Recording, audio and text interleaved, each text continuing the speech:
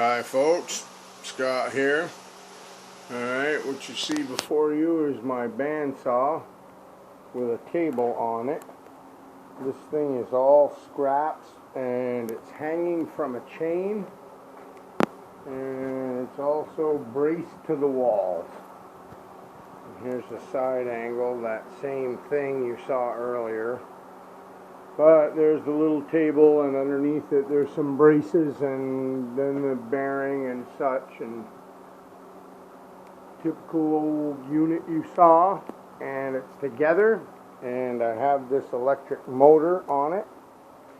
That big spring is just hanging there, but anyway, the rest of it is attached by just screwed to the shelf, because I can take it down after. Alright, I'll plug it in and cut something with it.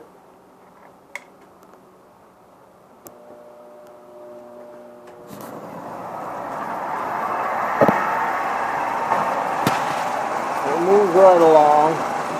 But anyway. And I've been trying to cut steel with this blade, so it's not very sharp.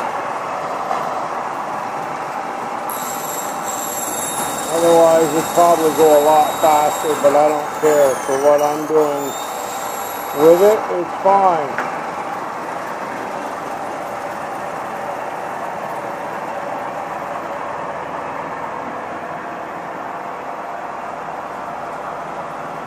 Pretty simple motor drive network.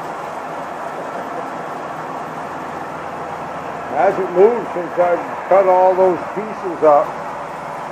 And what I'm doing, a tip on the next video,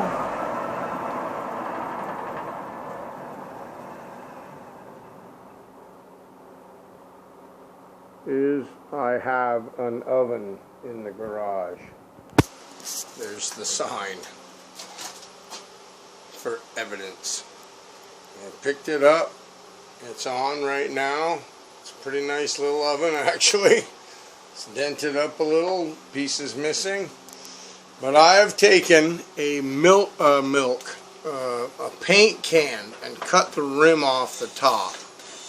And right now, ta-da, is a paint can with the top cut off and a bunch of that stuff in there, which is part of this thing here. These are the bucket pieces I'm going to keep to make my capacitors for that crazy endeavor. But those pieces were garbage, so I cut them into small pieces, and now they're in this paint can in my oven at 325 degrees. And this is my second batch. So I'm going to fill it up.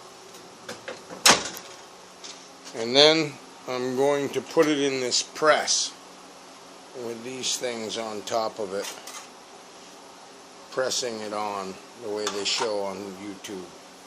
Okay,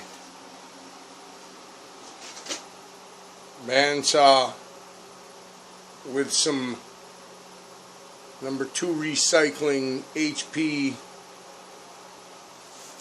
HDPE, high density polyethylene. Over and out.